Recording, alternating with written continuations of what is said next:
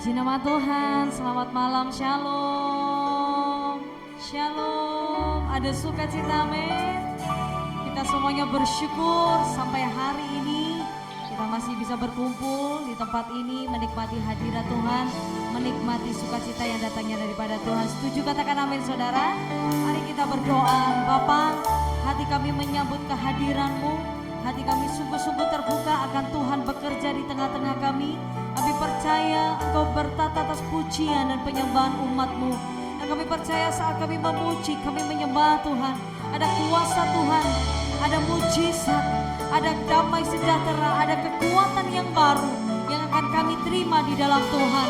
Setiap jiwa kami disegarkan, setiap roh kami dibangkitkan, sebab perjumpaan kami dengan Tuhan mendatangkan sesuatu yang ajaib atas hidup kami. Terima kasih Tuhan, kami siap memuji, membesarkan nama Yesus di atas segala-galanya. Di dalam nama Tuhan Yesus yang bersukacita, sama-sama katakan amin. Mari kita bangkit berdiri, beri tepuk tangan sorak-sorai kemuliaan buat Tuhan kita. Haleluya.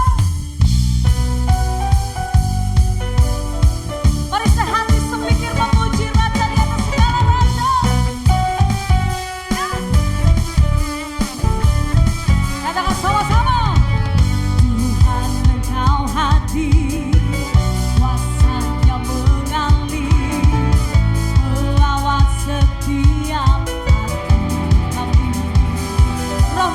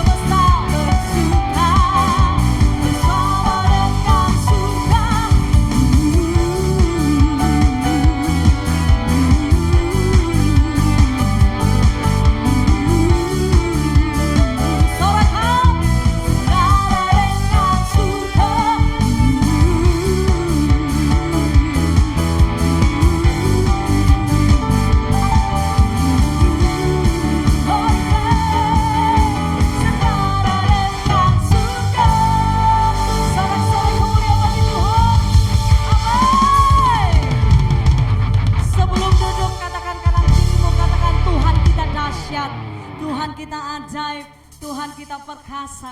Amin, amin, amin. Silakan duduk kembali Bapak Ibu Saudaraku. Kami percaya Roh-Mu bekerja di tengah-tengah kami, berkarya di tengah-tengah kami. Saat umat-Mu menyembah, saat umat-Mu Tuhan bersyukur, Kau hadir di tengah-tengah kami. Terima kasih. Saat ku menyembah-Mu,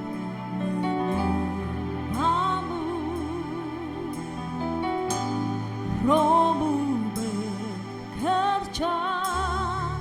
Oh ya Tuhan, saat ku memuji-Mu, Kau bertata di atas pujian.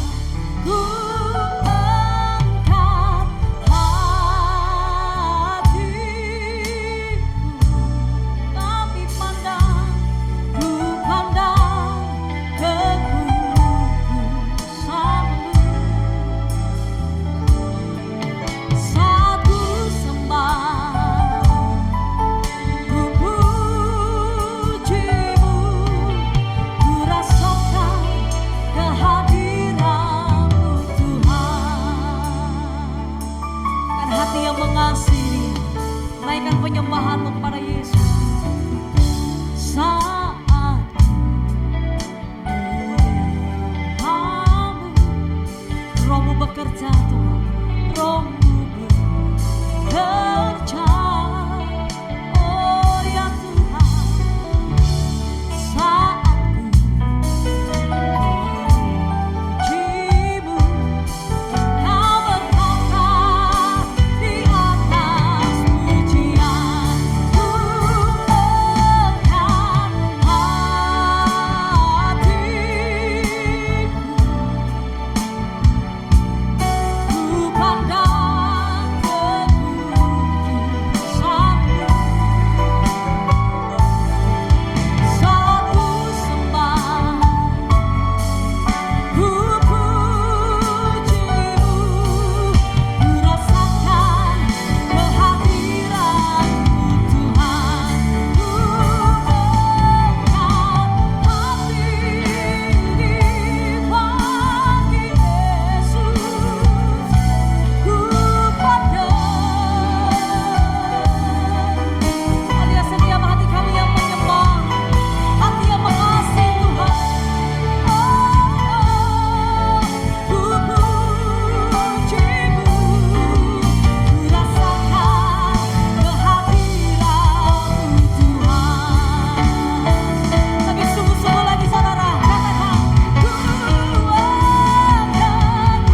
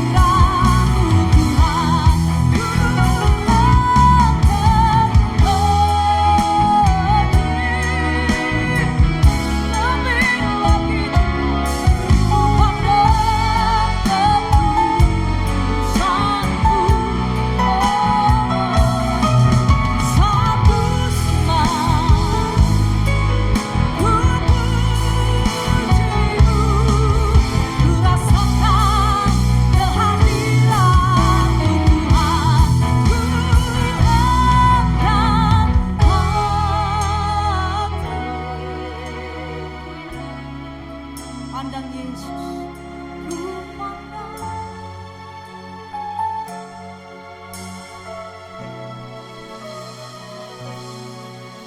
Saat ku sembah, ku puji-Mu, ku rasakan, ku angkat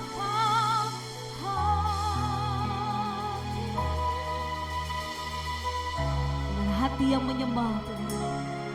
Ku pandang kekudusan-Mu.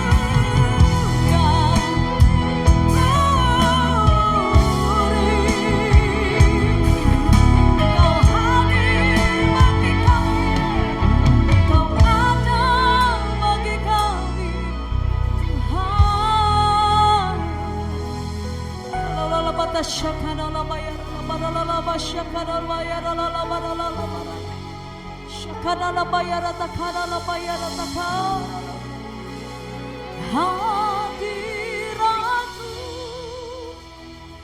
memenuhiku,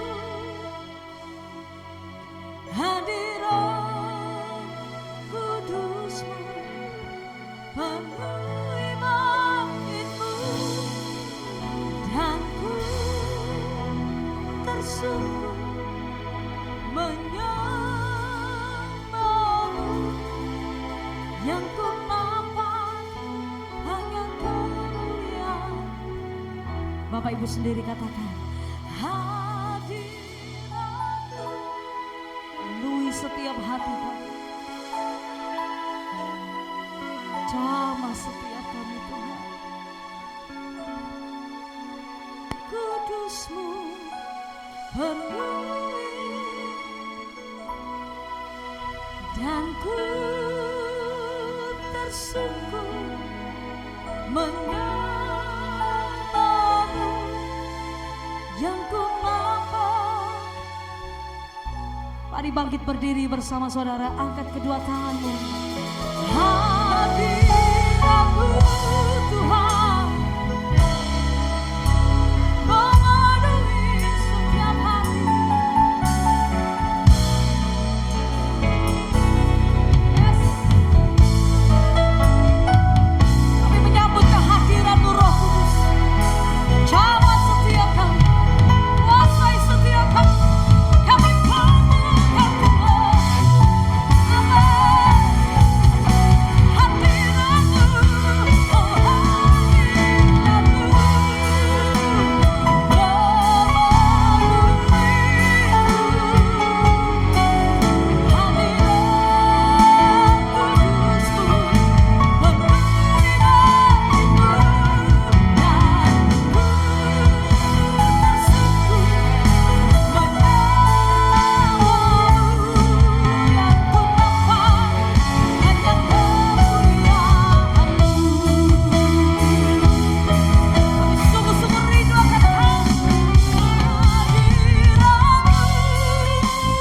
oh hadirat-Mu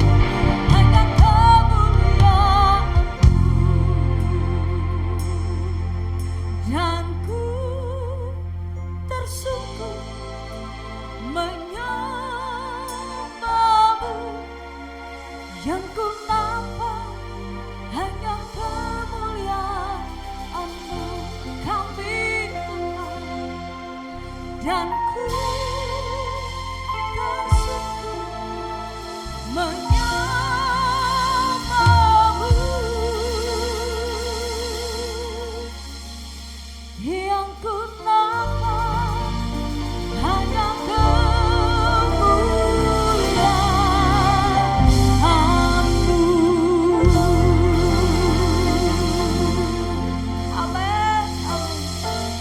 percaya kehadiran-Mu membebaskan kami, kehadiran-Mu memerdekakan setiap kami, dan kami rindu semakin hari semakin bertumbuh di dalam Kristus, semakin dibangun di dalam Kristus, semakin didewasakan, semakin serupa dengan gambaran-Mu Tuhan. Terima kasih, kami menyambut Tuhan pada malam hari ini di dalam nama Tuhan Yesus yang siap diberkati. Lebih lagi katakan amin. Puji Tuhan. Silakan duduk kembali Bapak Saudaraku. Sebelum kita akan diberkati dengan kebenaran firman Tuhan, kita akan dikuatkan kita akan diberkati dengan kesaksian saudara. Ya, siapa yang mau bersaksi? Siapa? Om Edi? Iya. Puji Tuhan, beri tepuk tangan sorak-sorai buat Tuhan saudara.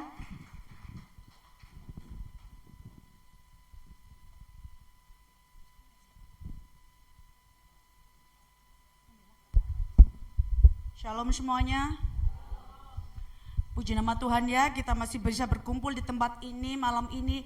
Ada Bu Edi juga, Pak Edi juga, Bu Rita yang barusan tadi siang datang, saya yang duluan datang ya. Puji nama Tuhan, kita masih diberi kesempatan berkumpul lagi di tempat ini dalam keadaan sehat, selamat, dan masih diberi umur panjang. Ya, perjalanan yang luar biasa ya, kita pelayanan yang luar biasa buat kita pertama kali ya. Kalau kita selama ini pelayanan di dalam kota, nggak ada dukanya, suka semua ya. Ini benar-benar kita pengalaman pertama suka dan duka, tapi ya kapok nggak? Nggak kapok. Puji nama Tuhan ya. Semoga kita bisa pelayanan terus, diberi rezeki sama Tuhan, berkat yang lebih-lebih, biar bisa pergi-pergi pelayanan bersama Pak Edi ya. Banyak walaupun duka tapi kita tetap bersuka cita, karena hari pertama pelayanan Pak Edi khotbah pun nggak mandi, kita nggak ada yang mandi ya. Untung ada masker, kita tutupi masker. Semuanya cantik-cantik, kita sampai minder sama Bu Edi. Sin, kita kumus-kumus. Ya gimana lagi Bu, ditutupi masker. Mau mandi juga gimana, darurat ya. Kamar mandinya, aduh minta ampun. Di mobil sih banyak baju, tapi kita rencana mandi nggak jadi mandi. Itu satu ya. Terus perjalanan yang liku-liku saat habis kita dari Kawangkoan terus lewat Amurang itu jembatannya ambrol, terpisah dari laut itu ya, jadi terpisah. Jadi itu kejadiannya jam 2, kita lewat jam 12 ya, jam 12-an. Itu kita nggak taunya sudah sampai Kota Mubago, mau ibadah. Bu Edi nunjukkan video. Loh ini ambrol, yang ini curhat ke saya, ngapain Bu Edi ditunjukkan sebelum ibadah ya, jadi nggak konsensin katanya gitu. Kudune ku habis ibadah aja baru cerita kita katanya gitu. Karena kenapa kita fokusnya gagal, kita kepikiran ada jalan lain nggak untuk ke Manado. Lah kalau cuma satu-satunya itu namanya kita nggak tahu ya. Pikirannya kita nggak bisa pulang kan, pasti ngendep di situ. Ternyata saya juga punya akal, ada jemaat yang baru datang saya deketi. Saya tanya langsung, ada jalan lain nggak untuk pulang ke Manado selain jembatan yang kena musibah itu. Terus bilangnya, oh ada, tapi ada satunya lagi. Saya tenang ya, karena waktu itu saya harus WL, harus memimpin pujian, harus nari-nari ya. Jadi tenang. Sebelum itu berdua ini geremeng-geremeng. Apa sih? Sok molek gak gitu. Bisa pulang nggak, jujur kita deg-degan takut nggak bisa pulang ya itu. Terus dari situ sudah kita muter ada kendala lagi. Richard ini pesennya ke saya, tuh nanti kalau waktunya tante nyetir hati-hati tuh ya, remnya bunyi-bunyi. Waduh, langsung saya drop. Waduh, saya kalau mau nyetir digituin ya jadi nggak pengen nyetir kan, apalagi bukan mobil saya. Bu Edi juga digituin. Ya apa sih wong jenenge metik kok gak boleh ngerem. Memang itu luar biasa ya. Sudah kita lewat bukit-bukit, namanya kita naik aman. Pas turun kan otomatis kalau metik mainnya rem. Lah remnya tuh sudah bunyinya kayak gitu.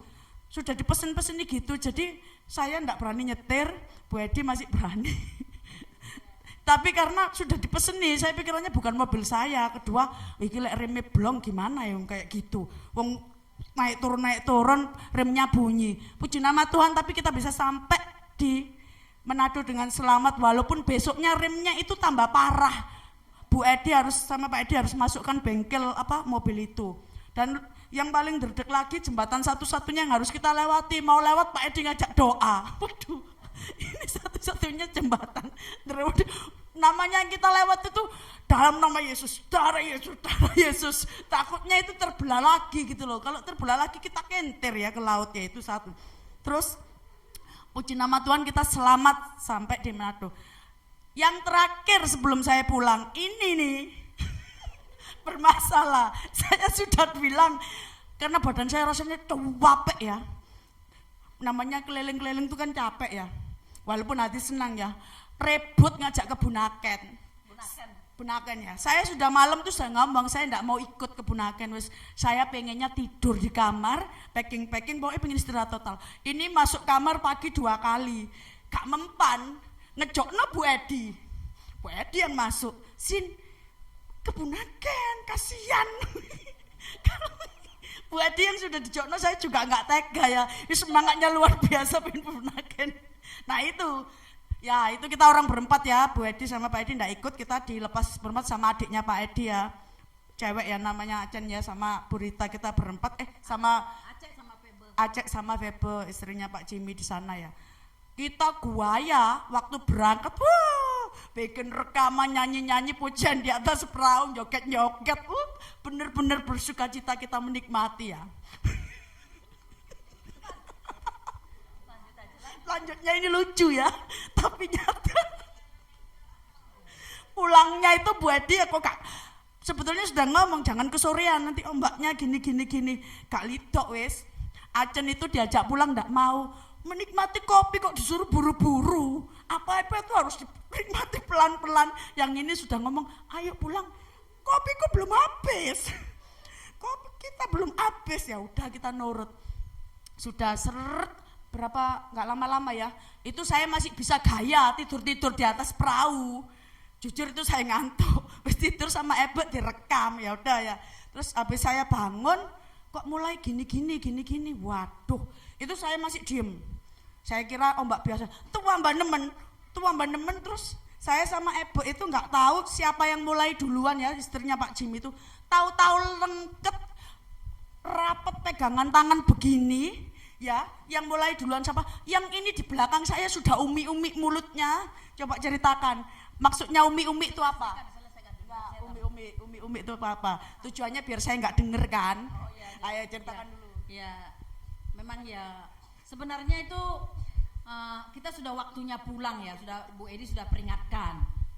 Ayo, kita keliling dulu, jangan langsung makan. Di sini hanya makan aja. Enggak seru, makan dulu katanya. Nanti kita keliling lagi kan sudah agak mendung. Jadi kita sudah foto-foto di Bunaken itu. Memang saya yang ngajak mereka ini.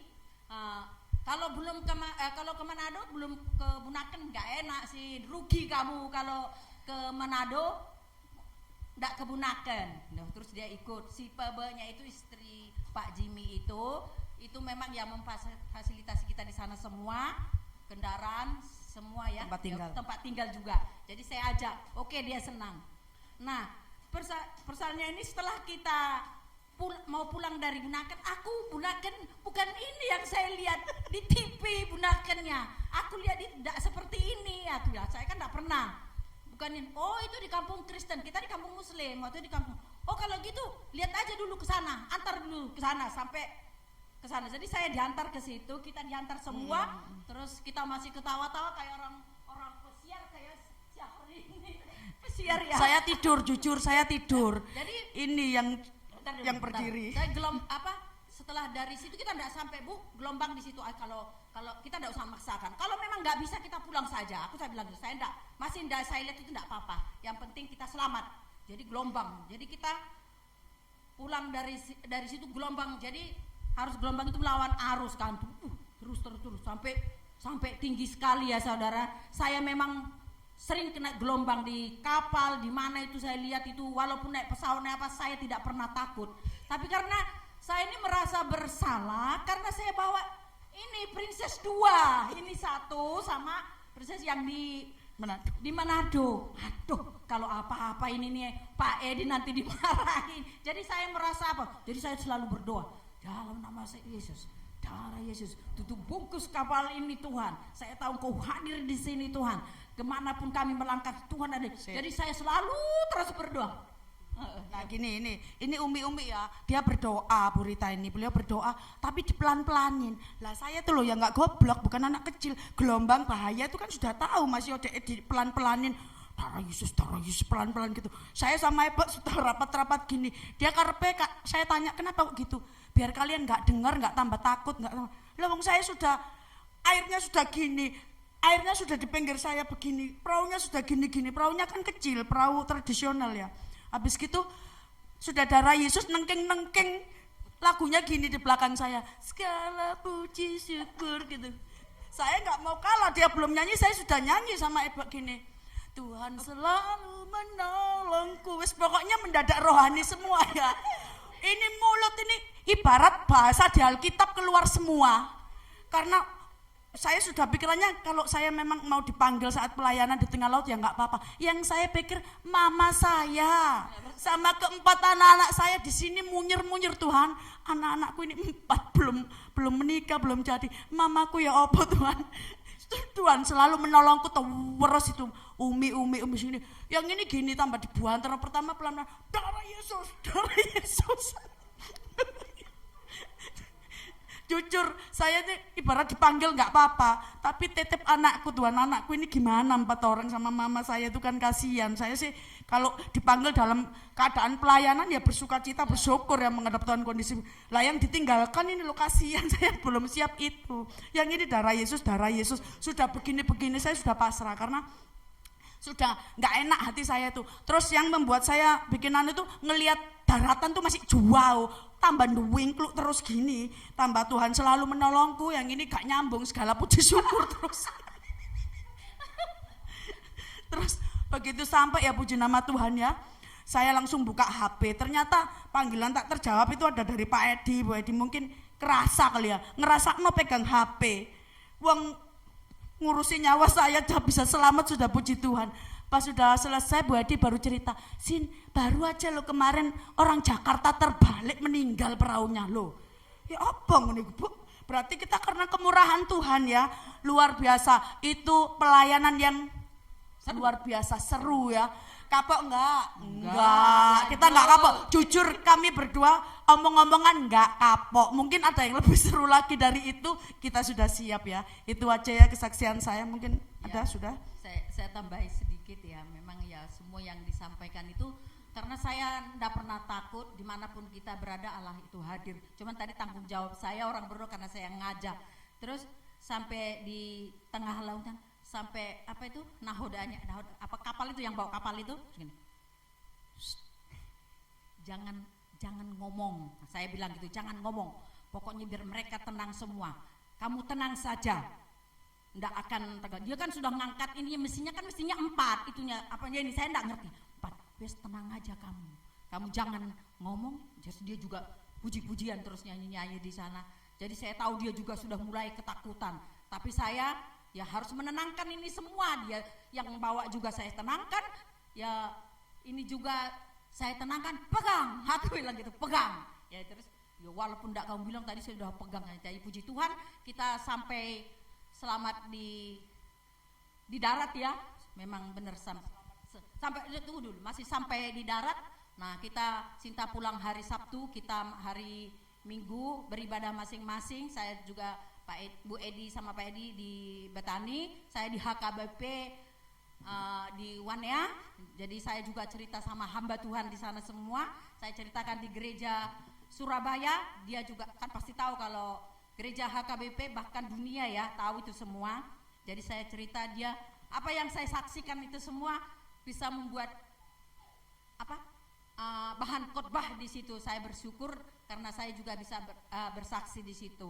Lanjut lagi hari Senin kita di Bitung. Habis dari Bitung kita pelayanan lagi di PD Elroy. Pak Bibi mungkin tahu ya, Pak Bibi yang sering seru-seru yang berkhotbah itu. Terus baru ketiga kita kembali ke Romboken. Ya memang begitu melelahkan ya saudara. Tapi puji nama Tuhan, saya juga Pak Edi khotbah semua mendengarkan dan saya juga di sana bisa bersaksi. Pujian tadinya sih sebenarnya Sinta yang saya yang diutamakan ya, tapi kan biar Sinta aja. Tapi ya nggak ada lagi Sinta, jadi saya juga harus maju. Jadi puji Tuhan kita juga bisa melayani di situ dengan baik dan ternyata memang pelayanan di sana banyak yang perlu dilayani untuk menyelamatkan jiwa, seperti persekutuan doa Elroy ya, membawa jiwa. Puji Tuhan kita masih sharing sama Pak Edi supaya terselamatkan jiwa-jiwa yang di sana, karena mereka langsung ngomong sama saya, karena saya wanita, ini juga masalah wanita itu suami istri. Jadi kita juga sudah selamat dari Manado sampai ke Surabaya, dan saya sama Bu Edi tadi foto saya Bu Edi di ini nih, Manado punya carita. Jadi saya biar ada nanti ini kenangan untuk yang akan datang. Itu sedikit dulu terima kasih dan berkati.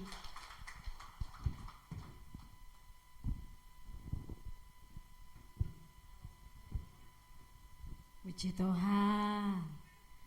Percaya Tuhan senantiasa menyertai kita dengan kemurahan dan kebajikannya. Amin. Siapkan hati kita bersama, karena firman Tuhan itu memberikan kekuatan, menghidupkan dan memerdekakan. Pakai hidup kami Tuhan, tidak hanya menjadi pendengar firman, tapi ajari kami untuk menjadi pelaku firman. Jadi orang-orang yang tetap teguh berpegang akan kebenaran firman. Hidupku menggenapi firman-Mu,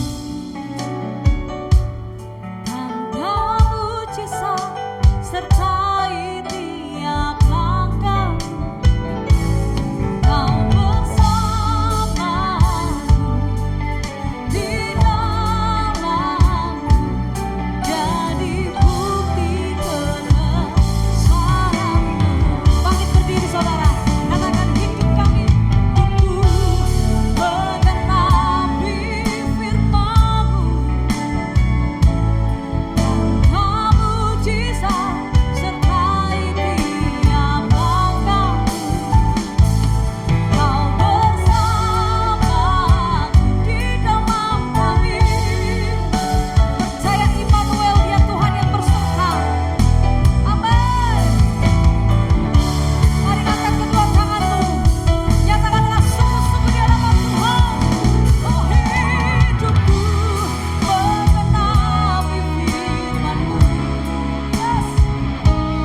Tanda mujizat sertai tiap langkah-Ku. Kau bersamaku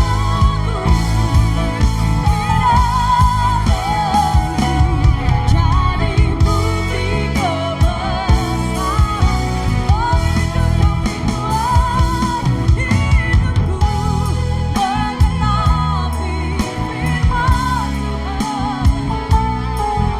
Tanda mujizat sertai tiap langkah-Ku. Kau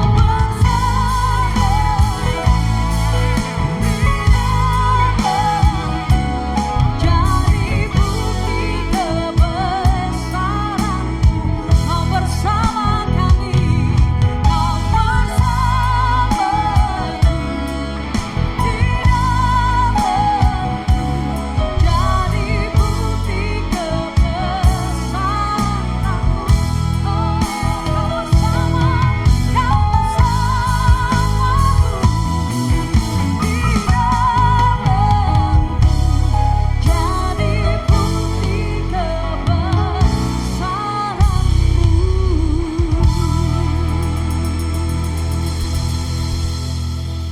Terima kasih Bapa yang baik. Pada malam ini Tuhan, kami yakin percaya Engkau ada di tengah-tengah kami. Dan bukan hanya Engkau hadir pada saat ini Tuhan, Engkau mengurapi setiap kami, Engkau memberikan kami urapan yang baru. Dan kami yakin percaya Engkau sucikan, kuduskan ruangan ini, teristimewa ruangan hati kami. Dan Engkau urapi mulut lidah bibir hamba-Mu Tuhan, agar setiap perkataan demi perkataan ada kuasa di dalamnya. Dan kami yakin percaya malam ini Tuhan, Engkau akan memberikan Tuhan satu pemulihan, satu kesembuhan, satu kekuatan buat setiap kami yang mendengar. Dan kami yakin percaya saat ini Tuhan, Engkau memberikan kami hikmat marifat, pencerahan, agar setiap kami dimampukan untuk menangkap setiap kebenaran firman-Mu. Berikan kami hati dan telinga seorang murid ya Bapa, agar setiap kami Tuhan dimampukan Tuhan mengerti apa yang menjadi kehendak-Mu. Terpujilah nama-Mu Yesus, dalam nama Yesus Kristus kami alaskan dan sandarkan doa ini. Haleluya, amin. Silakan duduk kembali. Ya. Shalom. Salam sejahtera dan Tuhan kita Yesus Kristus Sekali lagi shalom, luar biasa. Dan saya rasakan Tuhan ada di tengah-tengah kita, amin. Dan saya terberkati dengan kesaksian yang luar biasa, dahsyat, amin saudara. Dan saya yakin percaya dan saya pastikan setiap kita pulang dari tempat ini akan membawa sesuatu yang dahsyat dari Tuhan, amin. Percaya saudara.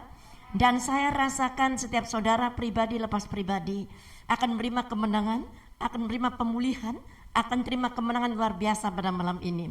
Hari ini kita akan berbicara tentang bagaimana kita menjadi seseorang yang dipercaya oleh Tuhan, bagaimana kita memiliki karakter yang bisa dipercaya oleh Tuhan. Dan saya jumpai di tempat ini, amin. Beri kemuliaan bagi Allah yang kita sembah. Kita akan mendapatkan sesuatu yang luar biasa. Dan saya yakin percaya dari kesaksian tadi kita bisa menangkap bahwa setiap kita yang dipercaya oleh Tuhan, kita juga diberikan sesuatu iman dan ada tahan uji menghadapi segala sesuatunya. Dan kita tidak akan pernah gampang putus asa. Amin saudara. Satu hal saudara, berapa banyak saya saksikan di luar sana bukan di dalam sini. Dan sekali lagi sebelumnya saya juga akan perkenalkan, mungkin ini untuk kali yang pertama. Saya bernama Susi Herawati. Dan saya juga dipercaya Tuhan untuk mengembalakan JKI Persekutuan Surabaya. Dan saya juga ibu dari 5 orang anak dan oma dari 6 orang cucu. Dan Tuhan masih memberikan saya kesempatan untuk melayani. Ini semua anugerah Tuhan, amin. Dan saya juga mengucapkan terima kasih untuk Bapak Ibu Gembala di tempat ini. Juga terima kasih untuk segenap umat Tuhan yang memberikan saya kepercayaan. Kembali saya akan masuk dalam firman Tuhan. Saudara, di sini saya diberikan Tuhan satu dorongan untuk mengatakan bahwa setiap kita yang di tempat ini diberikan Tuhan kepercayaan, bahwa kita di tempat ini diberikan Tuhan iman yang tangguh. Tapi berapa banyak saya di luar sana mendapatkan banyak orang yang jatuh bangun dalam dosa. Dan ketika mereka hendak bertobat, tiba-tiba ada sesuatu yang menyakitkan, mereka kembali lagi kepahitan. Berapa banyak orang di luar sana ketika mengalami suatu kepahitan dan kebencian, mereka ingin melepaskan pengampunan, tapi ketika mereka kembali lagi menghadapi disakitin orang, mereka tidak bisa mengampuni. Dan berapa banyak orang di luar sana ketika mereka hendak bertobat, tiba-tiba ada sesuatu godaan, kembali lagi mereka jatuh. Dan ketika saya bertanya kepada Tuhan, kenapa ini bisa terjadi Tuhan? Dan Tuhan memberikan saya satu hikmat. Tuhan berbicara seperti ini. Seperti juga alat gadget kita, HP kita, seperti juga iPad atau laptop, kalau kena virus, Tuhan katakan, jangan hanya sibuk membersihkan virusnya, tapi yang terpenting adalah prosesor atau otak dari gadget ini, itu yang harus diperbaharui. Begitu pula dengan kita yang saat ini menjadi orang percaya. Ketika kita dikhianati, ketika kita disakiti, Tuhan katakan, jangan pernah engkau melihat apa yang menjadikan engkau sakit hati, tapi biarlah engkau bisa melihat sesuatu yang akan diberikan Tuhan baru. Amin saudara. Dan ketika saya mempersiapkan ini, Tuhan juga berbicara pada setiap kita. Berapa banyak orang di luar sana, dia mengikuti pendidikan, pengajaran, bagaimana mempunyai satu kepribadian yang luar biasa. Tapi sekali lagi saya katakan, kekristenan tidak dibangun dari luar ke dalam, tapi kekristenan dibangun dari dalam keluar. Amin saudara. Berapa banyak orang di luar sana yang belajar bagaimana mengikuti pelajaran berkepribadian, kelihatannya baik dari luar, tapi kalau yang di dalamnya tidak diperbaharui, maka mereka akan kembali lagi jatuh dan bangun lagi. Tapi saya yakin percaya yang di tempat ini diperbarui Tuhan dari dalam keluar, dan engkau akan menjadi berkat yang luar biasa di luar sana. Beri kemuliaan bagi Allah yang kita sembah, dan saya rasakan urapan itu turun di atas kita. Saya permisi buka masker ya. Sekali lagi saudara, tetaplah punya iman yang luar biasa. Dan saya akan membacakan saudara di dalam Yehezkiel, kita akan periksa, karena malam ini Tuhan akan memberikan kita hati yang baru. Dan malam ini Tuhan akan persiapkan kita menjadi saksinya yang luar biasa. Malam ini kita akan membawa pengharapan bagi orang-orang di luar sana yang tanpa pengharapan. Malam ini kita akan menjadi jawaban bagi setiap kita yang kehilangan jawaban di tengah-tengah kesulitan ini. Dan saya yakin percaya sesuatu hal yang luar biasa Tuhan sedang persiapkan buat saudara dan saya. Saya akan bacakan di dalam Yehezkiel 36 ayat 26, demikian bunyinya, kamu akan kuberikan hati yang baru dan roh yang baru di dalam batinmu, dan aku akan menjauhkan dari tubuhmu hati yang keras, dan kuberikan kepadamu hati yang taat. Luar biasa. Jadi sekali lagi, ketika kita mengalami kesesakan, ketika kita mengalami suatu hal pengkhianatan ataupun disakiti, jangan kita fokus dengan apa yang orang perbuat kepada kita, tapi fokuslah kita kepada kemurahan Tuhan. Seperti tadi saya ibaratkan, kalau HP kita kena virus, kalau iPad atau komputer kena virus, jangan engkau hanya sibuk membersihkan virusnya saja, tapi prosesor atau otak dari iPad atau komputer itu yang perlu diperbaharui dan akan berfungsi kembali secara maksimal. Amin. Dan hari ini, malam ini, kita akan mengalami satu pembaharuan dari Tuhan. Saudara yang kasih Tuhan, ada suatu pesan malam ini bahwa setiap kita akan dibentuk Tuhan menjadi emas yang murni. Siap dibentuk menjadi emas yang murni?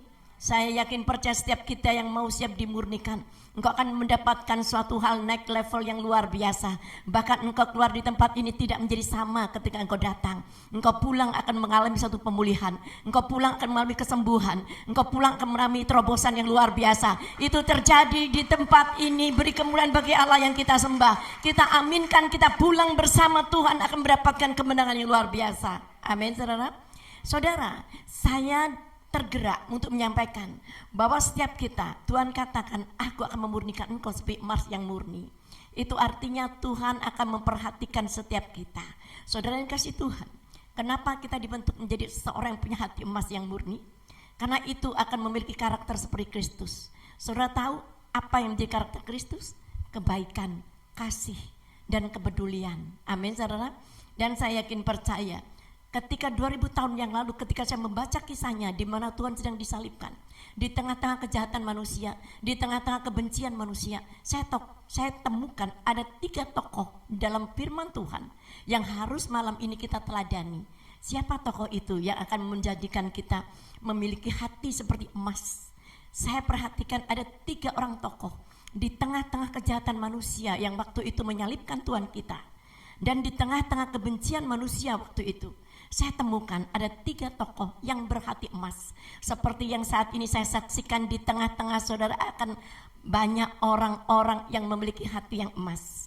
Saudara, yang pertama saya temukan adalah Maria Magdalena.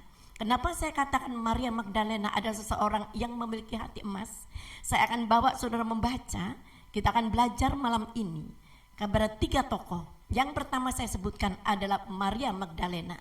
Kita akan bersama-sama melihat dan memeriksa di dalam Yohanes pasal 12 ayat 1 sampai 8. Saya akan bacakan dan ini akan membawa kita mengerti bagaimana Maria Magdalena memiliki hati yang emas. Demikian bunyinya. 6 hari sebelum Paskah, Yesus datang ke Betania, tempat tinggal Lazarus yang dibangkitkan Yesus dari antara orang mati. Di situ diadakan perjamuan untuk dia dan Marta melayani. Sedang salah seorang yang turut makan dengan Yesus adalah Lazarus. Yohanes 12 ayat 3, maka Maria mengambil setengah kati minyak narwastu, murni yang mahal harganya. Kalau Alkitab berkata tentang mahal harganya, itu memang betul-betul mahal harganya. Lalu meminyaki kaki Yesus dan menyekanya dengan rambutnya, dan bau minyak semerbak di seluruh rumah itu. Tetapi Yudas Iskariot, seorang dari murid-murid Yesus yang akan segera menyerahkan dia, berkata, mengapa minyak narwastu ini tidak dijual dengan 300 dinar dan uangnya diberikan kepada orang-orang miskin? Hal itu dikatakannya bukan karena ia memperhatikan nasib orang-orang miskin, melainkan karena ia adalah seorang pencuri. Ia sering mengambil uang yang disimpan dalam kas yang dipegangnya. Maka kata Yesus, biarkanlah dia melakukan hal ini mengingat hari penguburanku, karena orang-orang miskin selalu ada pada kamu, tetapi aku tidak akan selalu ada padamu. Saudara lihat bagaimana ketika Maria Magdalena mengambil 1 kati minyak narwastu yang sangat mahal harganya dan mengolesi kaki Tuhan kita Yesus Kristus. Tidak diseka dengan tangannya, tapi diseka dengan rambutnya. Itu memberitahukan kita bagaimana Maria mempunyai suatu kerendahan hati, bagaimana Maria seorang wanita yang berani berkorban, tetapi dia tidak pernah menempatkan dirinya sebagai korban. Kenapa saya katakan seperti itu? Ketika dia meminyaki minyak narwastu yang mahal di kaki Yesus, maka Yudas Iskariot mencela dia, membuli dia, memperkatakan dia, kenapa tidak dijual dengan 300 dinar dan diserahkan kepada orang miskin? Padahal bukan itu maksud dari Yudas Iskariot. Yudas Iskariot itu ada seringkali mencuri uang persembahan. Ternyata di zaman dulu pun ada koruptor, saudara. Tidak di zaman sekarang saja, tapi berapa banyak orang di zaman ini juga seringkali mencuri kemuliaan Tuhan, seringkali mengambil keuntungan dalam pelayanan. Tetapi dia bisa mengatakan dan berteriak maling, padahal dia yang maling. Tapi itu diberitahukan dan diceritakan dan dijudge ke Maria. Tapi bagaimana reaksi Maria? Dia tidak pernah membalas, dan dia tidak menangis, dan dia tidak memperkatakan yang buruk atas Yudas. Dia hanya diam. Inilah orang-orang berhati emas ciri-cirinya. Ketika engkau diperkatakan yang tidak pernah engkau lakukan, ketika engkau dirugikan, ketika engkau dihakimi, ketika engkau dibully, jangan pernah engkau merasa terpancing untuk marah dan membalas yang jahat dengan yang jahat, apalagi menempatkan engkau menjadi seseorang korban. Saudara yang kasih Tuhan, Maria adalah orang yang suka berkorban. Dikatakan di sini 300 dinar, sedangkan upah pekerja zaman itu 1 dinar satu hari. Itu artinya kurang lebih biaya untuk membeli minyak ini kira-kira gaji 1 tahun diberikan. Itu artinya Maria adalah orang yang berhati emas. Dia suka berkorban, tapi dia tidak punya mental korban. Bukankah kita seringkali diperlakukan tidak adil? Betul saudara? Bukankah kita juga pernah difitnah? Ada yang pernah difitnah di sini? Ada yang pernah disakiti di sini? Saya yakin percaya banyak orang disakiti. Tapi sekali lagi, kalau engkau memiliki dan ingin rindu memiliki hati yang emas murni, milikilah karakter seperti Kristus. Kristus juga dikorbankan. Kristus juga diperlakukan tidak adil, tapi dia tidak pernah punya mental korban, tapi dia punya mental pemenang. Dan hari ini saudara-saudara yang dikasih Tuhan, engkau pulang dari tempat ini jangan pernah punya mental korban. Walaupun engkau seringkali berkorban, tapi jangan pernah punya mental korban. Kalau kita terus-menerus bersembunyi dengan mental korban kita tidak akan pernah menjadi pemenang. Yang ada kita adalah pecundang. Betul saudara? Kalau orang mempunyai jiwa atau mental korban, dia akan selalu mencari kambing hitam. Dia akan menyalahkan orang-orang yang lainnya. Gara-gara engkau aku begini, gara-gara engkau aku menjadikan seperti ini. Saudara kasih Tuhan, berapa banyak orang-orang di luar sana yang seringkali disakiti dan dia terus akhirnya marah dan meradang, membalas yang jahat dengan yang jahat. Itu artinya engkau sudah berkorban, tapi engkau punya mental korban. Itu jangan pernah kita lakukan, saudara. Siapa lagi yang mempunyai satu berhati emas, yang suka sekali berkorban dan diperlakukan tidak adil? Saudara ingat Yusuf? Bagaimana Yusuf ketika itu dia dibuang ke sumur dan dia dijual jadi budak dan bahkan dia difitnah dan dimasukkan ke penjara. Bukankah dia mengalami satu perbuatan yang tidak adil? Betul saudara? Bukankah dia juga jadikan korban oleh saudaranya? Tapi ketika Yusuf tidak membalas, ketika Yusuf tidak punya mental korban, dan Tuhan melihat hati Yusuf yang emas, maka promosi dan peninggian itu datangnya dari Tuhan. Engkau tidak perlu mencari pujian dari manusia, tetapi engkau ketika diam, Tuhan akan turun tangan, Tuhan akan membela engkau. Dan saat ini siapapun kita yang merupakan sakit hati di dalam kehidupan kita, jangan pernah engkau bersembunyi menjadi mental korban. Biarlah setiap kita berani berkorban, tapi jangan pernah kita punya mental korban. Amin saudara. Orang yang punya mental korban ciri-cirinya selalu mencari kambing hitam, selalu menyalahkan satu dengan yang lainnya. Betul saudara? Tapi di sini tidak ada yang punya mental korban. Tapi di sini adalah orang-orang yang suka berkorban. Amin. Beri kemuliaan bagi Allah yang kita sembah. Kita akan sukacita dan kita akan pulang memiliki hati yang baru. Amin saudara. Selanjutnya saudara, siapa lagi yang suka sekali dijadikan korban, tapi dia tidak pernah punya mental korban? Saudara lihat Goliat dan Daud. Amin. Kalau dilihat dari fisiknya, kira-kira menang siapa? Daud dan Goliat. Kalau dilihat dari fisiknya, pasti Goliat kalau dilihat dari fisiknya, dari perlengkapan senjatanya. Tapi ketika itu Raja Saul membiarkan Daud untuk berperang kepada Goliat. Seandainya mati, kamu yang mati bukan aku. Betul saudara? Tapi saudara lihat, Daud tidak pernah punya mental korban. Bahkan dia mengatakan, oh aku dulu bisa melawan beruang, aku dulu bisa melawan singa, bersama Tuhan aku lakukan perkara-perkara yang besar. Begitu pula saat ini aku menghadapi Goliat, manusia yang tidak bersunat, aku akan perangi dia dan aku bersama Tuhan akan bisa mengalahkan dia. Dan akhirnya Goliat kalah karena bersama Tuhan kita akan lakukan perkara-perkara yang luar biasa. Dia disodorkan, dia dijorokkan menjadi korban, tapi dia tidak pernah punya mental korban. Malam ini Tuhan bicara pada setiap kita, jangan engkau memiliki mental korban, tapi milikilah mental pemenang. Orang yang memiliki mental pemenang, dia akan terus melihat solusi dalam kehidupannya. Orang yang punya mental korban selalu melihat di antara yang baik, dia lihat yang jelek. Betul saudara? Tapi kalau orang punya mental pemenang, di antara yang jahat, dia selalu melihat kesempatan, ada rencana Tuhan yang dahsyat di tengah-tengah kejahatan manusia. Manusia mereka-rekakan yang jahat, Tuhan mereka-rekakan yang baik. Itu terjadi dalam kehidupanmu. Ada urapan impartasi yang aku serahkan dan aku impartasikan kepadamu. Ada otoritas kuasa wibawa ilahi terjadi saat ini. Engkau akan pulang menjadi orang-orang yang punya mental pemenang. Mental korban jangan pernah ada dalam dirimu. Dan engkau akan terus-menerus berani berkorban. Tapi engkau tidak akan pernah memiliki mental korban. Setuju saudara? Beri kemuliaan bagi Allah yang kita sembah. Mujizat terjadi di tempat ini. Sukacita surgawi terjadi di tempat ini. Urapan Tuhan turun ke atasmu. Amin.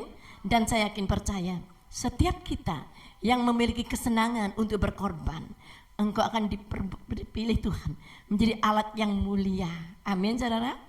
Selanjutnya saudara, di sini juga saya temukan bagaimana seseorang yang punya mental pemenang walaupun dia seringkali dikorbankan. Seperti tadi yang saya katakan, ada 3 tokoh hari ini yang kita harus teladani. Tokoh yang kedua ada Simon Kirene. Saudara ingat ketika Tuhan kita Yesus Kristus dicambuk, disakiti, badannya sudah rapuh, badannya sudah luka semuanya, dan dia memanggul salib dan dia jatuh bangun beberapa kali. Maka di situ ada seseorang yang lagi berjalan ke Yerusalem, walaupun dia bukan orang Yerusalem, tapi tiba-tiba dia dipaksa untuk memanggul salibnya Yesus. Seolah dia dikorbankan untuk memanggul salibnya Yesus, tapi dia tidak punya mental korban. Justru itu dianggap sebagai kehormatan dia. Saudara, kita akan lihat di dalam Markus pasal 15 ayat 21.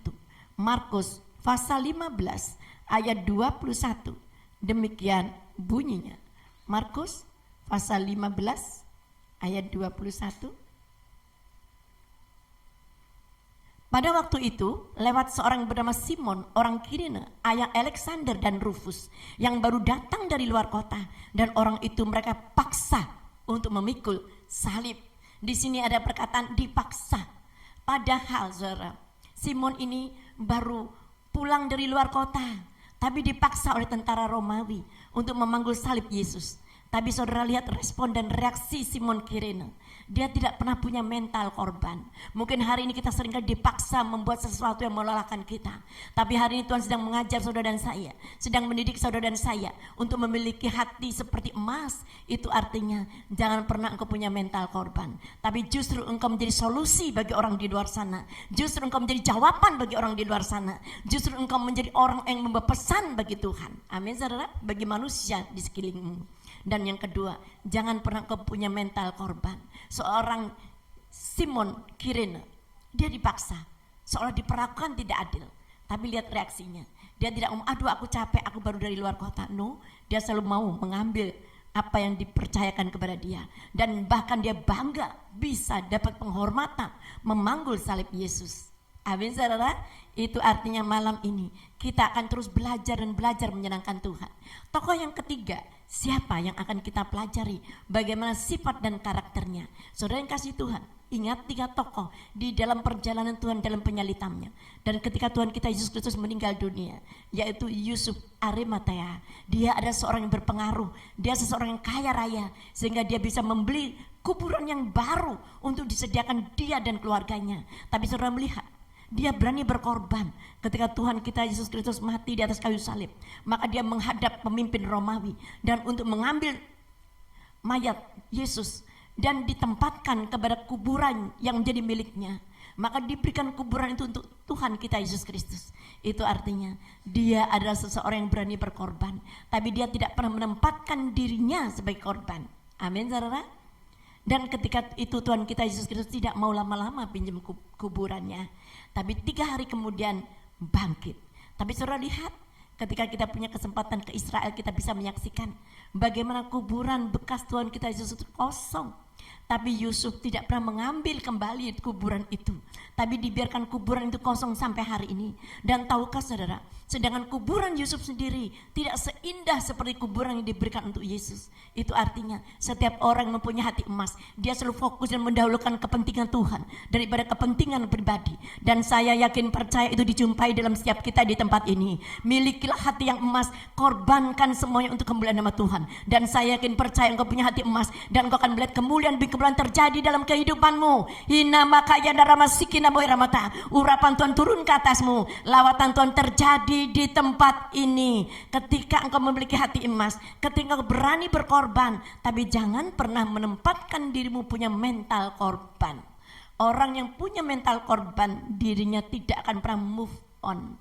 Dirinya tidak akan pernah melihat kebangkitan. Dirinya tidak akan melihat sukacita.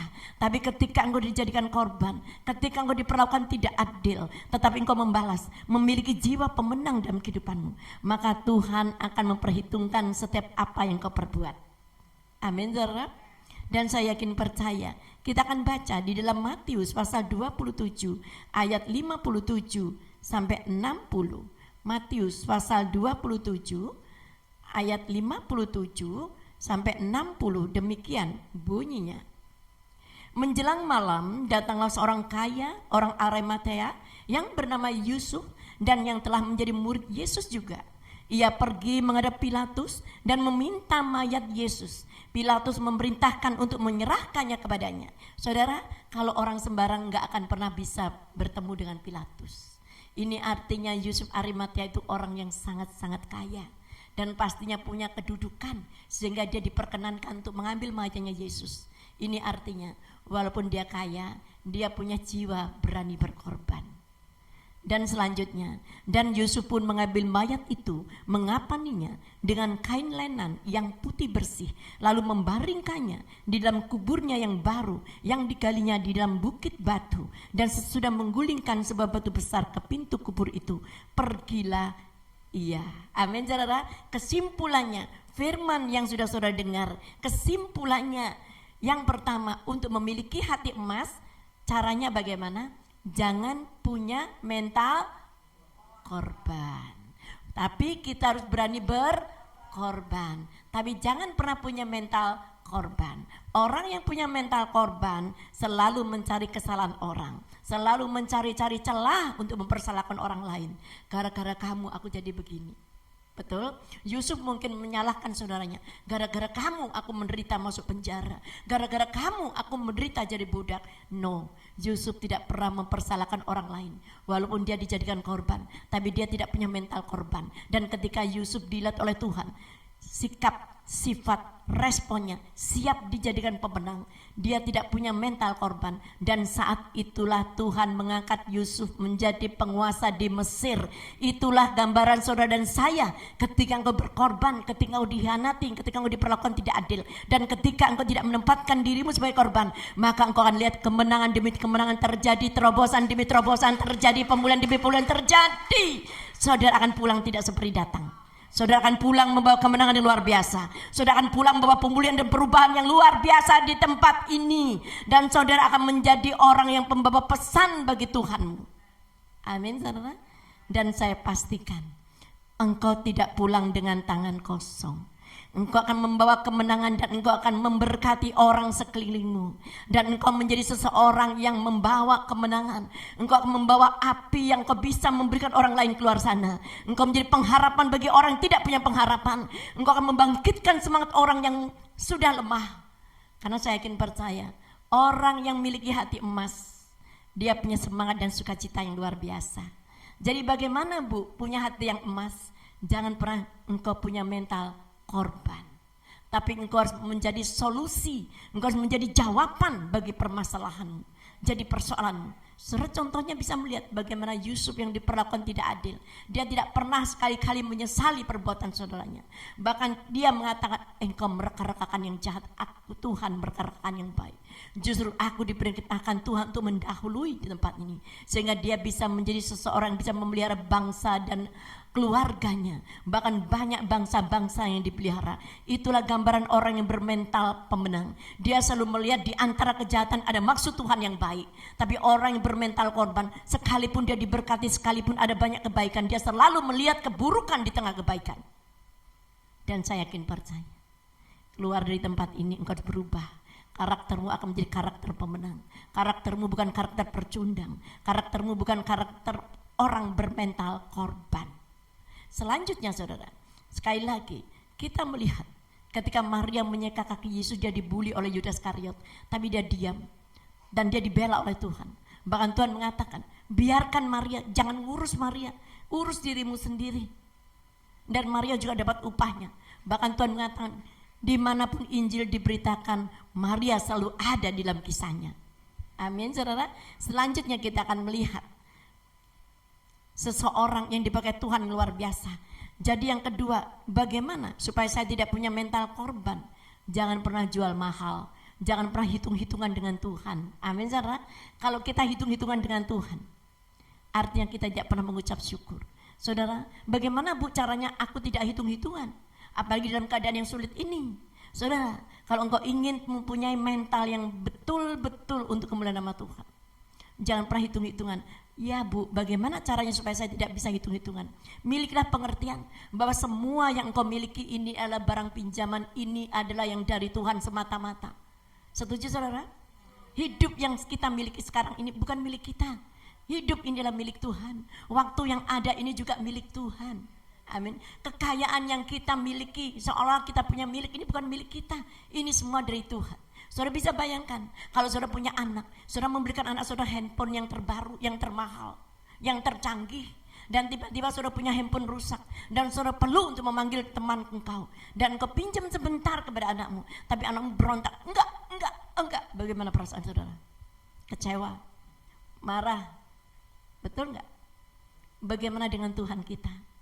Hidupnya dikorbankan untuk saudara dan saya. Yang sesungguhnya harusnya kita yang di kayu salib, tapi dia gantikan posisi kita. Bukan yang baik, tapi yang terbaik Tuhan sudah berikan kepada kita.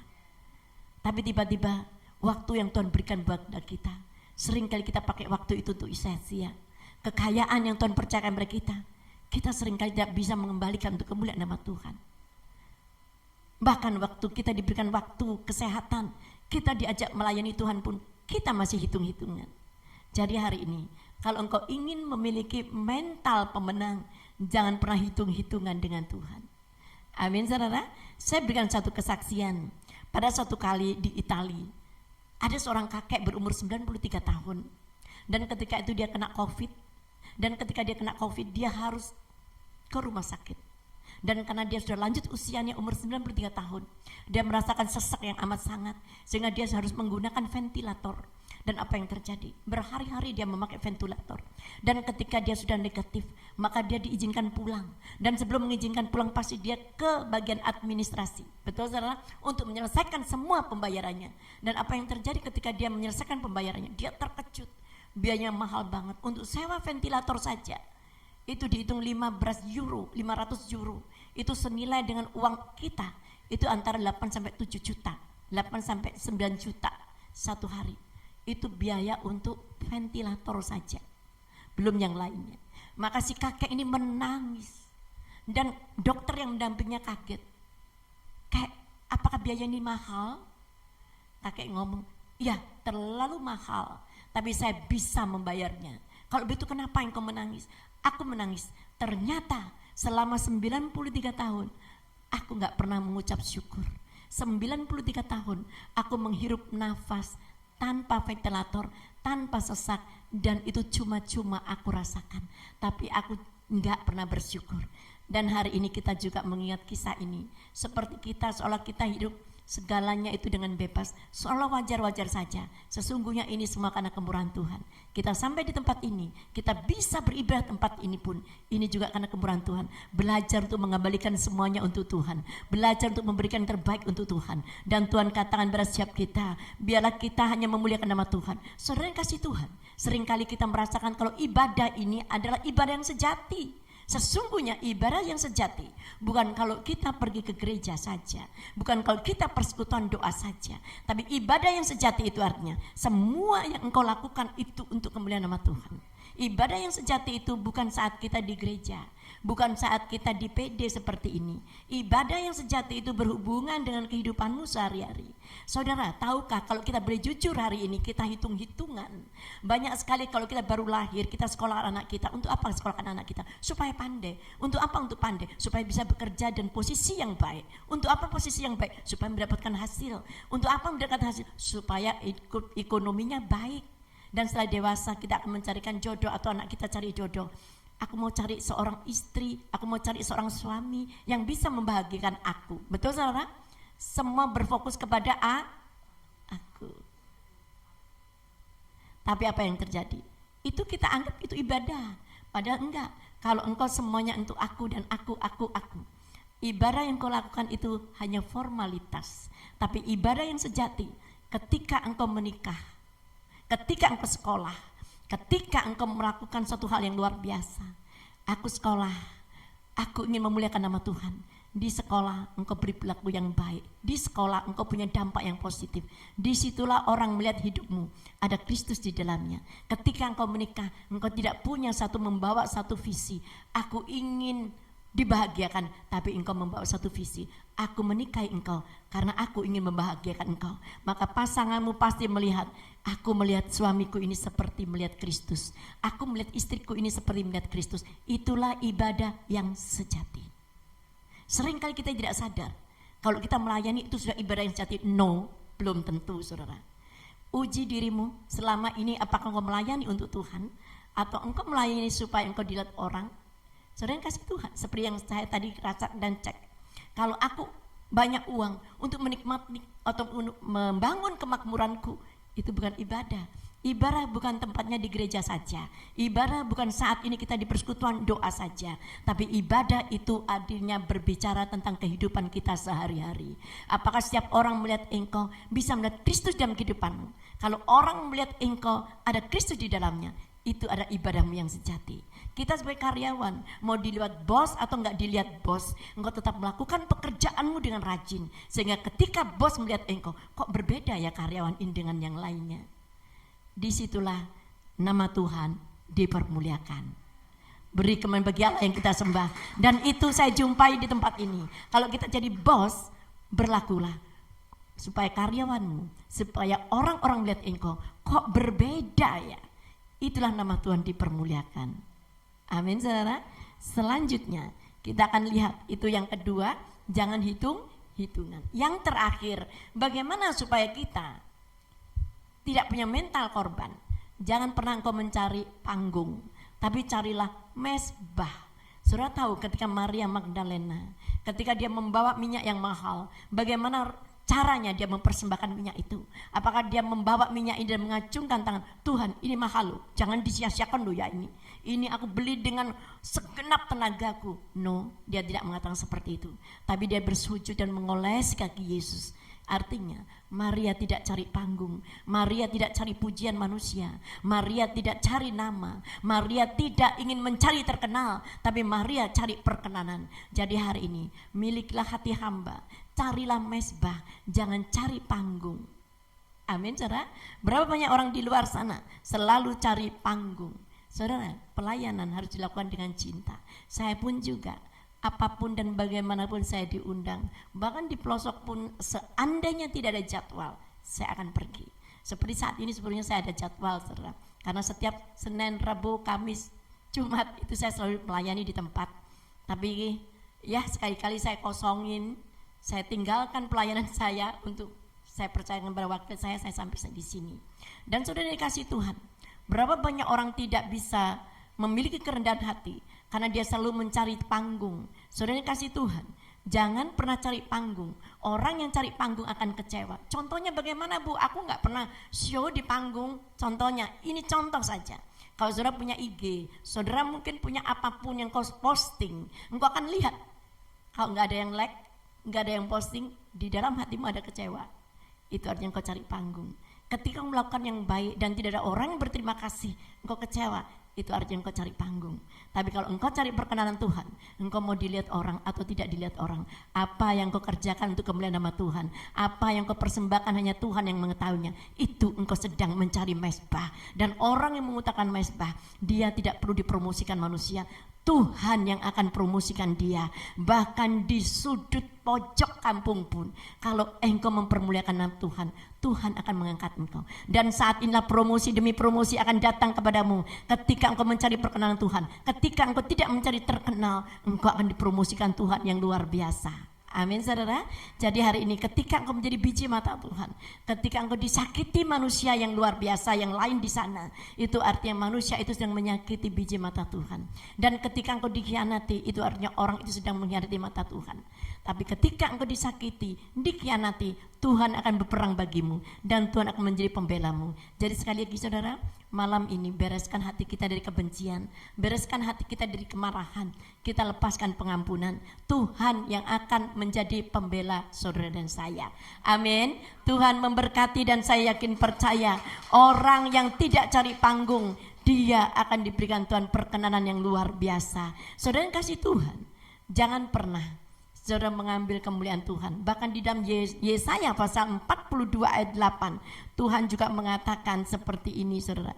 Yesaya 42 ayat 8, aku ini Tuhan, itulah namaku. Aku tidak akan memberikan kemuliaan kepada yang lainnya atau kemasyuranku kepada patung. Ini artinya jangan pernah mencuri kemuliaan Tuhan. Semua yang mulia, semua yang berharga dan semuanya itu hormat untuk kemuliaan nama Tuhan kita. Amin. Dan saya yakin percaya pemulihan hati terjadi saat ini, kemenangan terjadi saat ini, dan kita akan bersukacita di dalam Tuhan. Dan saya akan berdoa buat saudara. Terima kasih Bapa yang baik, semua firman dan pesanmu sudah hamba-Mu sampaikan. Ampuni dalam segala keterbatasan kami. Kiranya Roh Kudus akan menyempurnakan setiap firman ini. Dan kami yakin percaya hari ini Tuhan, kami ingin Tuhan memiliki hati semurni emas. Dengan cara Tuhan, kami tidak akan pernah menempatkan diri kami sebagai korban. Kami harus banyak berkorban, tapi kami tidak akan pernah menempatkan diri kami menjadi korban dan mental korban. Dan yang kedua, kami tidak akan pernah hitung-hitungan dengan Engkau Tuhan, karena nafas dan hidup ini adalah milik-Mu. Segala kekayaan, segala pelayanan kami ini adalah Engkau yang memiliki. Dan yang ketiga, kami akan belajar Tuhan untuk tidak mencari panggung, tapi kami akan bangun mezbah untuk kemuliaan nama-Mu. Terima kasih Roh Kudus, biarlah Tuhan ada urapan terjadi di tempat ini. Engkau pakai Tuhan PD Elroy ini semakin hari semakin menjadi berkat. Engkau pakai tempat ini menjadi tempat perjumpaan dengan Engkau. Apapun yang dikerjakannya Tuhan, orang-orang yang melayani tempat ini, Engkau perluas ladang pelayanannya. Engkau turunkan urapan Tuhan atas anak-anak-Mu yang melayani tempat ini.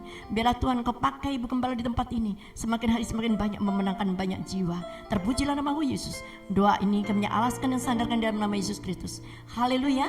Amin. Saya serahkan kembali pada pimpinan.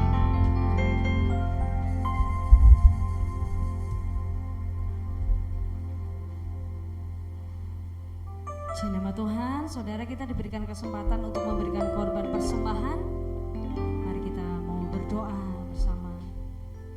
Kami bersyukur buat kebenaran firman Tuhan yang telah kami dengar saat ini, dan kami percaya Tuhan bekerja, Tuhan melawat, Tuhan mengubahkan hati kami untuk menjadi orang-orang yang taat dan setia akan firman Tuhan. Terima kasih, dan saatnya kami menabur untuk pekerjaan nama Tuhan. Kami memberi dengan sukacita dalam nama Tuhan Yesus. Amin. Ku bersyukur Bapa,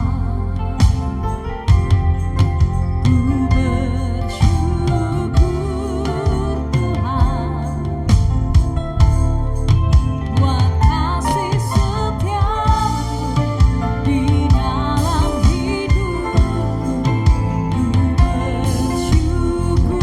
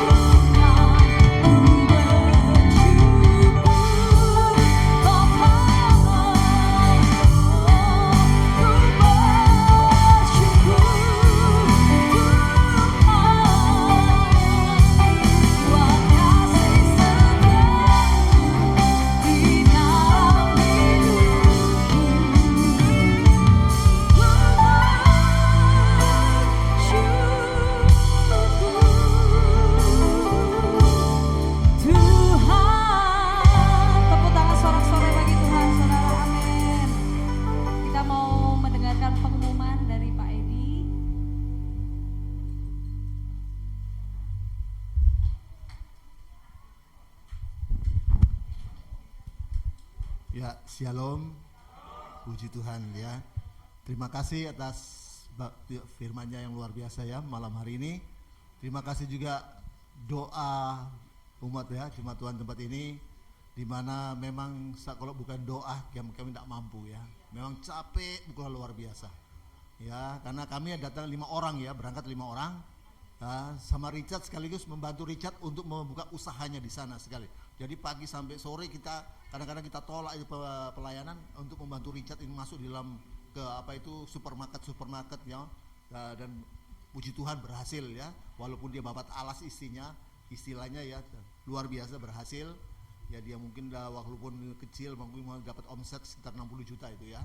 Dan puji Tuhan babat alas itu hanya babat alas saja ya, puji Tuhan. Dan memang kami setiap hari itu sampai di tempat kami menginap tuh paling sedikit jam 10 malam ya, jam 10 malam. Pagi-pagi jam 4 sudah bangun, jam 5. Karena apa? Doa pagi ya.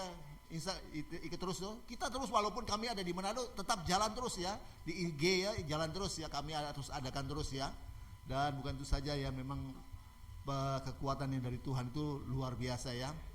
Memang semuanya dicukupi oleh Tuhan. Malah kendaraan disuruh pilih ya kemarin, mau yang mana ya, ada 4 mobil mewah suruh pakai ya, kita cuma pilih yang apa kemarin? Expander ya kita pilih ya, karena disuruh pilih yang 4 mobil itu suruh pilih, kita pilih yang Expander saja. Tempat menginapnya dia semuanya dikasih gratis ya, luar biasa.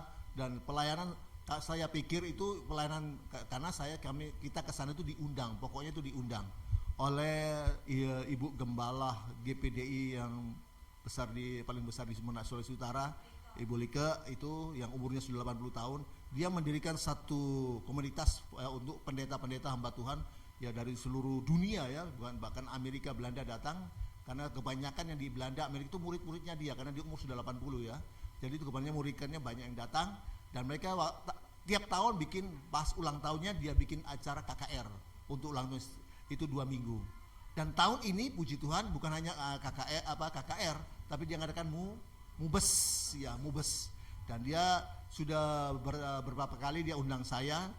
2 tahun lalu ya, tahun lalu undang saya untuk menjadi pembicara itu ya, maksudnya KKR-nya ya, KKR saya tapi tidak bisa karena 2 tahun lalu sudah mulai COVID ya. Tahun lalu juga COVID. Bahkan 3 tahun lalu juga diundang, tapi waktu itu puji Tuhan ya, saya sama istri ada pelayanan di luar negeri, jadi kami tidak bisa. Nah 2 tahun ini kami diundang karena COVID. Dan bukan saja, berangkatnya aja ada yang ngasih berkat untuk berangkat, tiketnya tidak murah sekarang ya. Ada yang ngasih berkat untuk berangkat, untuk tiket untuk berangkat. Waktu saya mau berangkat, sudah mau naik pesawat ya, dari Surabaya itu mau naik pesawat, kan saya kan sudah ke kamar kecil ya, sudah kencing dong. Tapi kok sudah mau berangkat, suruh masuk ke pesawat, kok saya digerakkan Tuhan untuk masuk ke kamar kecil lagi, ke toilet, padahal saya tidak rasa kencing ya. Tapi kalau saya disuruh masuk ke toilet lagi, lalu saya masuk. Begitu saya masuk, saya ketemu dengan teman yang sudah lama tidak ketemu, pengusaha besar, dia punya kapal. Itu yang ngasih rumah kita sama tempat ibadah kita yang di Remboken itu, rumah besar itu. Dia ngasih itu rumah dan tanah yang besar itu. Loh Pak Jeffrey, loh Pak Pendeta, wah udah lama tidak ketemu ya. Oh ini kita mau Pak Pendeta mau kemana? Oh mau ke Manado. Oh saya sama saya mau ke Manado. Kapan pulangnya? Tanggal 23 Pak. Tanggal 23. Sudah, nanti tiketnya saya beli. Loh, tiketnya nanti saya beli. Dan bukan saja dikatakan, loh Pak, waktu saya ke pelayanan 3 tahun yang lalu ke Amerika dan Belanda, dia yang ngasih tiket juga. Loh Pak, kapan ke Amerika lagi? Ya, nanti kalau mau ke Amerika lagi, telepon saya ya. Tiket saya sediakan. Jadi kemudian bagi Tuhan. Ya. Jadi semuanya luar biasa ya. Tuhan sediakan ya, dengan kita tidak keluar ya. Istilahnya tidak keluar uang ya. Tuhan cukupi semuanya. Ya, itu anak kasih dan anugerah Tuhan. Kenapa? Sama firman Tuhan, kita punya hati emas ya. Firman Tuhan luar biasa. Kita punya hati emas ya. Tadi dikatakan kalau ingin punya hati emas, jangan punya mental apa? Mental korban, jangan. Harus punya mental pemenang ya. Amin. Ya, tadi firman Tuhan itu luar biasa ya. Mari kita harus punya hati yang emas ya. Tadi Yeskiel 36 ayat 26 dikatakan, aku akan memberikan hati yang baru dan roh yang baru. Bahkan dikatakan di ayat 27-nya, setelah kita diberikan hati yang baru, kita akan bikin Roh Kudus akan diam di dalam kamu. Wah, ini tambah luar biasa. Ya, bagaimana supaya Roh Kudus ada di dalam kita sehingga dia bermanifestasi dalam hidup kita? Ya, kita harus punya hati yang baru. Karena Roh Kudus tidak akan pernah diam di dalam hati yang lama, tidak mungkin. Makanya kita harus punya hati yang baru. Ketika kita punya hati yang baru, maka Roh Kudus akan diam di dalam hati kita. Nah, bagaimana supaya Roh Kudus ada diam hati kita? Kita harus memiliki hati yang baru. Bagaimana supaya kita punya hati yang baru? Serahkan, berikan hatimu yang lama kepada Tuhan. Kalau engkau serahkan hatimu yang lama, suka ngomel, suka fitnah, kau serahkan kepada Tuhan. Tuhan gantikan hati yang baru. Ketika kau memiliki hati yang baru, Roh Kudus akan diam dalammu. Terima kasih Ibu ya, sudah menjadi berkat kita malam hari ini. Hati jangan kapok Bu ya. Kita semua diberkati. Oke ya, kita akan puji Tuhan ya. Bukan hanya berkat yang kita, berkat makanan dan minuman, makanan kita. Waduh, sampai ada yang tidak sempat dibawa tadi. Ya, masih ada yang tidak sempat. Ya, puji Tuhan. Nah, kita akan makan bersama itu berkat yang dari Manado itu ya. Kita bawa itu di belakang itu sudah disiapkan berkat dari jemaat ya, hamba teman-teman di Manado kita bawa. Nah, kita makan bersama. Dan ada yang tidak kebawa ya, terlalu banyak. Bagaimana ini centengannya sudah berat ini, mau bawa bagaimana? Berat ya. Jadi puji Tuhan, kita akan satu bersama dari berkat dari Manado. Oke, kita angkat bangkit berdiri. Kita akan tutup. Ku bersyukur Bapa.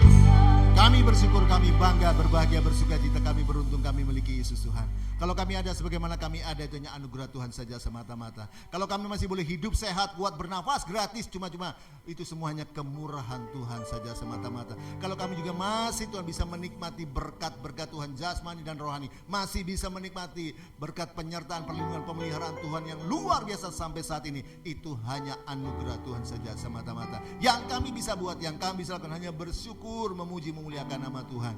Terima kasih Tuhan, oleh kasih dan kemurahan Tuhan saja Tuhan sudah sertai kami tim pelayanan ke Manado, Minahasa, bahkan Sulawesi Utara. Tuhan, itu semua kasih dan anugerah Tuhan, kekuatan, kesehatan dan kuasa urapan kudus Tuhan tambah menyertai kami Tuhan, sehingga kami sungguh boleh menjadi berkat Tuhan, dan nama Yesus Tuhan yang ditinggikan, dimuliakan. Pergi dan pulang Tuhan serta lindungi selama di Manado Tuhan dan Sulawesi Utara. Tuhan sudah mencukupi semuanya, itu semuanya kemurahan dan anugerah Tuhan. Berkati setiap hamba-hamba Tuhan, buat juga teman-teman yang ada di Manado, pengusaha-pengusaha yang ada di Manado yang sudah menopang pelayanan kami, kembalikan berkat mereka lipat-lipat ganda. Terima kasih Tuhan, terima kasih. Puji syukur hanya bagi nama Yesus. Kami yang melayani semakin berkurang-kurang, Tuhan saja semakin bertambah-tambah. Terima kasih Tuhan, terima kasih ibadah malam hari ini Tuhan sudah sertai dari awal pertengahan sampai selesainya. Kami sungguh merasakan lawatan Tuhan, jemaat Tuhan. Biar setiap pujian kami boleh menyenangkan hati Tuhan. Dan firman-Mu menjadi kekuatan bagi kami. Iman kami ditambah-tambahkan. Berkati hamba-Mu Ibu Susi yang sudah menjadi berkat kami malam hari ini. Tambahkan hikmat marifat, kuasa urapan untuk menyertai dalam setiap pelayanannya. Singkapkan rahasia firman Tuhan bagi Ibu Susi di mana dia melayani. Dia sungguh menjadi berkat bagi banyak orang, banyak keluarga, banyak banyak bangsa suku bangsa. Nama Yesus Tuhan ditinggikan, dimuliakan oleh pelayanannya. Berkati keluarganya, semua usaha bisnisnya dibuat Tuhan berhasil. Berkat dari utara, selatan, timur, barat tercurah bagi Ibu Susi dan keluarga dalam usaha bisnis mereka. Terima kasih Tuhan, terima kasih Tuhan. Kami sebentar sebelum kami kembali ke rumah masing-masing Tuhan, kami juga mau berdoa bagi setiap umat-Mu, jemaat-Mu. Tuhan menjamah yang imannya lemah, dibangkitkan iman mereka. Yang semangat padam, bangunkan kembali semangat mereka dalam nama Yesus. Demikian juga program-program BDL Roy, Tuhan memberkati. Baik itu doa pagi setengah 6 sampai jam 6 setiap hari, Tuhan memberkati. Dan juga Zoom meeting pada hari Kamis, hari Rabu, dan juga ibadah YouTube. Tuhan, semuanya Tuhan memberkati. Semua yang sudah menopang pelayanan BDL Roy, kembalikan lipat ganda. Terima kasih Tuhan, terima kasih. Dan sebelum jemaatku kembali ke rumah masing-masing, kami akan menikmati berkat Tuhan yang Tuhan sudah berikan melihat teman-teman kami yang dari Manado.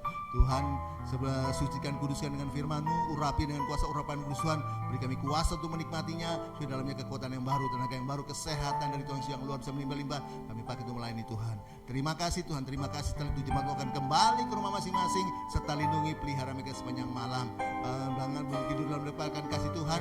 Bangunkan besok pagi dan tubuh yang sehat, kekuatan baru, sukacita dan berserta dari Tuhan yang luar biasa melimpah-limpah. Terima kasih, dan kami akan mengangkat tangan kami untuk menerima berkat Tuhan.